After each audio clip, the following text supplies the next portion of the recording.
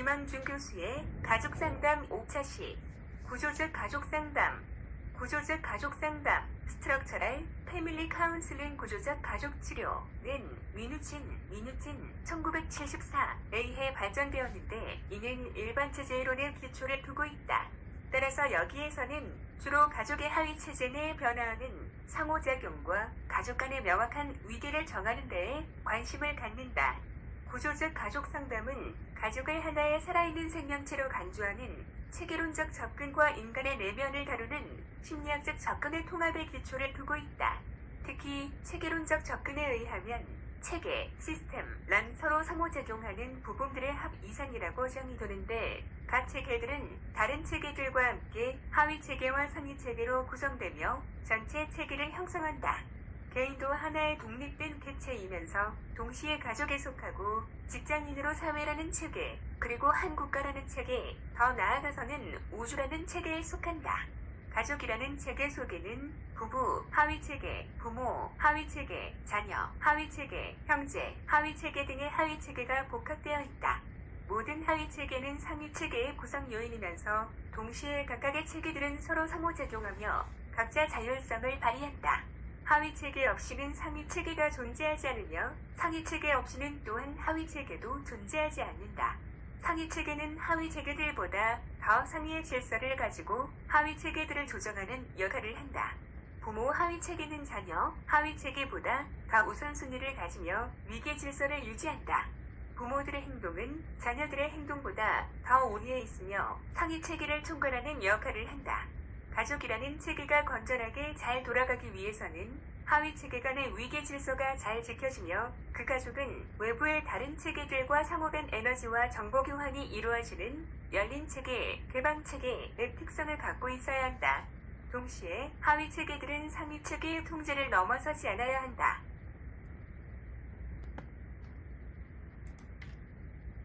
개인의 욕구와 상호교류가 가족 안과 밖에서 적절하게 잘 이루어질 때 그 개인은 사회의 변화 속에서 잘 적응할 수 있고 자신의 자아실현도 가능하게 된다. 개인은 가족이라는 체계 안에서 자신의 정체성과 개별성을 잃어버리지 않으면서도 동시에 다른 가족 구성원들과 결속력을 유지하며 정서적 관계가 단절되지 않은 상호작용을 활발해야 한다. 위와 같은 성질을 가진 가족을 기능적인 가족이라고 명명하는데 기능적인 가족의 주요 특성을 제시하면 다음과 같다. 첫째, 가족의 주기 단계별 또는 특별한 상황에서 탄력성 있게 변화할 수 있는 융통성이 있다. 둘째, 가족 내의 구성원들 및 하위 체계들 간에는 명확한 경계선이 설정되어 있어 각자는 자기 정체감을 상실하지 않으면서 상호 간 정서 교류를 활발하게 한다. 셋째, 가족 안에서 부모의 권위, 결정권, 세력, 위계 질서 등이 자녀들에 의해 방해받지 않는다. 넷째, 가족 구성원 간의 욕구 충족과 문제 해결을 위한 공정한 협상과 조정이 원활하게 이루어진다. 다섯째, 가족의 내적, 외적 환경으로 스트레스를 받을 때 가족 구성원들은 새로운 기능을 발휘하여 상황에 잘 적응한다. 구조적 가족 상담에서는 역기능적 가족 구조에 의해 문제가 유발되고 유지된다고 전제한다. 따라서 상담에서는 가족 구조를 증진시킴으로써 가족 문제를 해결하는 데 중점을 두므로 상담 목적은 가족 구조의 변화라고 할 수 있다. 이러한 목적을 달성하기 위해 구조적 가족 상담가는 상담 상황에서 지도자로서 가족 구성원이 구조를 변화시키는 것을 돕기 위하여 가족 체계에 적극적으로 참여하여 가족 내의 역학적인 상호작용 양상을 진단하고 이를 개선하기 위하여 먼저 가족의 구조를 확실히 파악하며 가족 기능 장애의 유형이 어떻게 생겨나는지를 확인한다. 그 후 가족 구성원 간의 행동 변화를 위해 경계선을 바꾸거나 하위 체계를 재조정하기 위하여 가족 구성원 각각이 자신의 행동과 경험을 수정하도록 유도한다.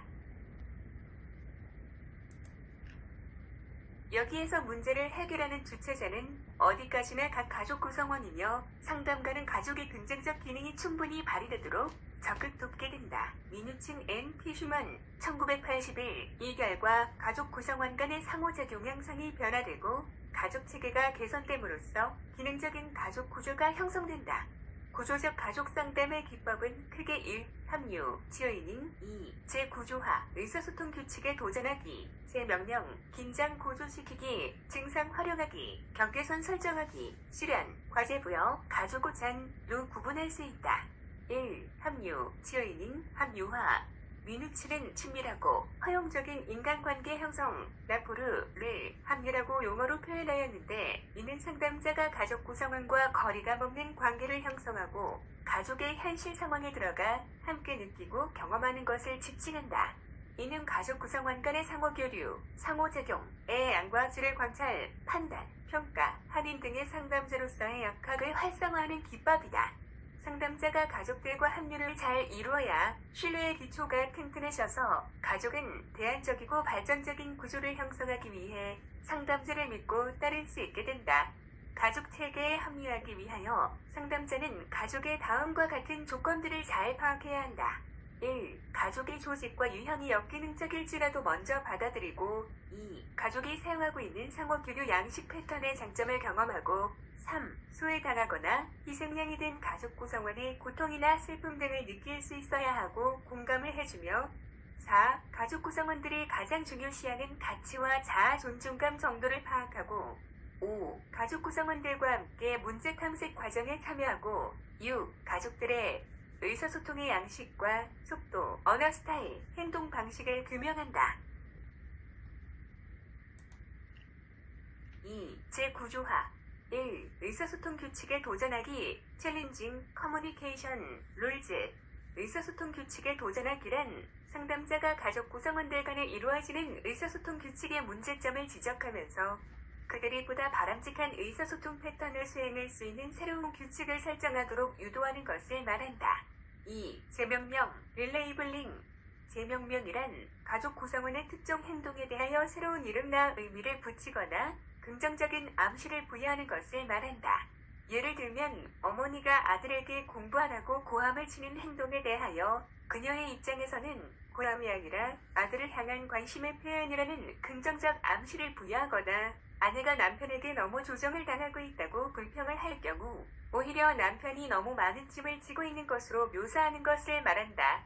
이렇게 되면 상대의 행위를 수용할 때 문제는 그만큼 감소될 수 있다. 3. 긴장 고조시키기.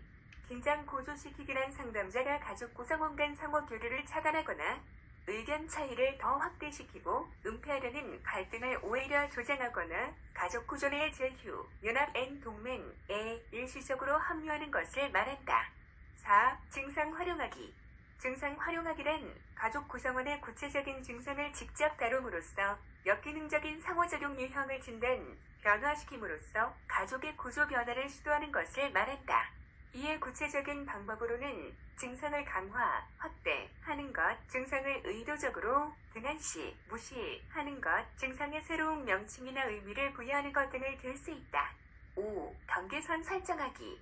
부부, 부모, 자녀, 형제의 하위 체계가 각기 명확한 경계선을 가질 때 가족 구조 내에서 새롭고 바람직한 상호교류 유형이 나타나고 체계의 기능이 증가하게 된다. 하위 체계의 경계가 경직되어 있거나 혼돈되어 있을 경우 일반적으로 역기능적인 상호교류가 발생한다.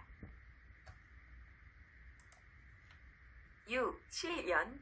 실연이란 치료 면담 중에 가족 구성원들에게 역기능적인 교류 유형을 실제로 언어가 아닌 행동으로 제안하게 함으로써 결국 그들이 기능적인 교류 유형을 찾아 활성화하도록 돕는 것을 말한다.